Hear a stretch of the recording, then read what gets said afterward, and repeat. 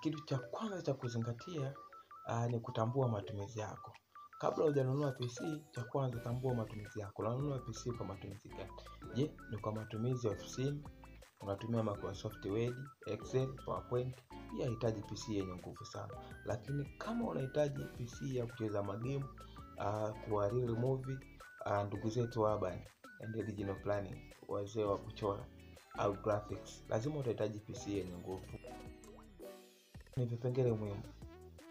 Katika PC kuna vipengele muhimu lazima uvizingatie ili upate PC bora kwa matumizi yako. Naomba baki nami hadi mwisho ili kuvitambua vipengele gani muhimu kwenye PC unatakiwa uvizingatie.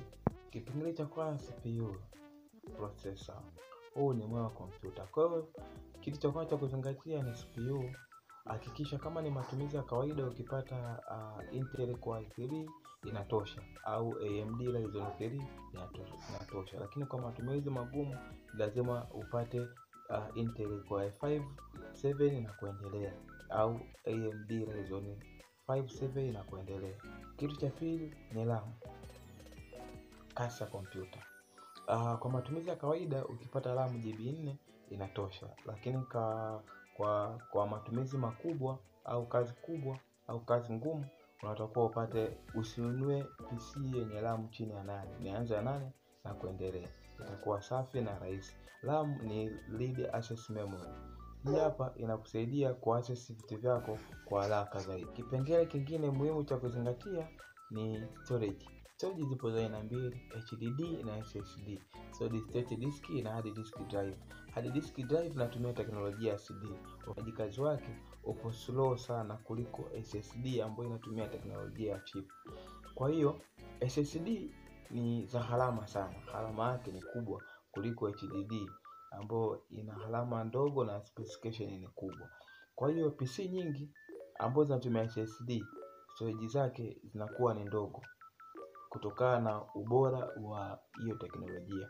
Kwa hiyo kama bajeti yako ni mzuri, tumia PC ambayo ina slot mbili, SSD pamoja na HDD. Hii itakusaidia SSD kufanya installation ya Windows pamoja na application, HDD tunza vitu vyako. Lakini kama bajeti yako ni ndogo, basi tumia SSD peke yake, au la tumia HDD. Kama utanunua PC ya HDD, hakikisha unanunua yenye storage 500 na zaidi, kwa sababu hizi ni cheap sana. Lakini kama utanunua SSD at least 256, itakuwa safi kwa matumizi ya kawaida. Kipengele muhimu kingine cha kuzingatia ni bora wa display. Hapa tunazungumzia screen resolution na refresh rate. Kwa matumizi ya kawaida unahitaji 1080p Full HD.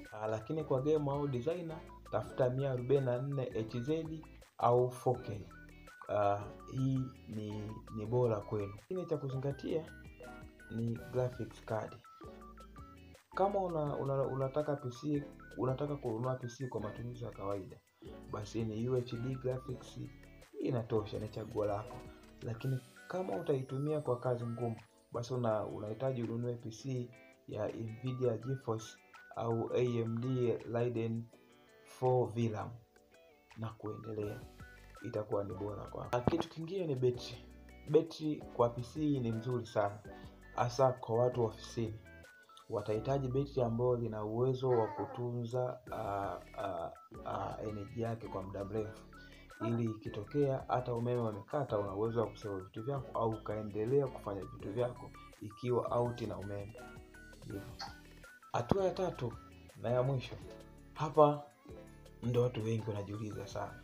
Ukanunue PC mpya, ukanunue used au ujenge? Hapa nikimaanisha kujenga ni wale wa game. Kuna namna unanunua pati tofauti zenye unaziattach. Kwa mafundi tunaelewa. Kwa hiyo sasa kununua PC mpya ni bora zaidi, lakini gharama sana. Kwa kama utanunua mpya ni bora zaidi, lakini kama utanunua used, hakikisha unapewa warranty na viambata vya hiyo PC ikiwa itaharibika au itakuwa tofauti na vile. Kwa hiyo sasa angalia warranty na sura, muonekano wa PC unafananiaje. Je, specification hizo zote zipo au la? Lakini kwa game na designer, hasa game, una uwezo ukajenga mwenyewe. Hii hapa, au unaweza ukataja specification zako ukazileta kwangu, au zumuni lako kwa magemu, alafu ukamwomba fundi akutengeneze. Kwa kifupi nimezungumzia hatua 3 za kuzingatia.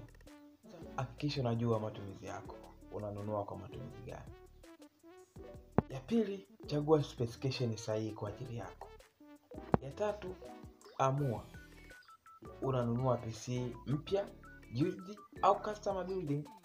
Shauri, tafuta ofa bora kwako na usikimbilie bei rahisi bila kuangalia specification. Ikiwezekana, itafute.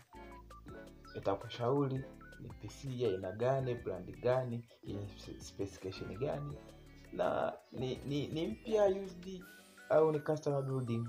Kuulize mtazamaji, je, wewe unapenda PC gani? Unapenda brand gani? Ungependa video ya kulinganisha brand tofauti za PC? Ombe subscribe, comment, share kwa video zaidi. Asante kwa kuangalia.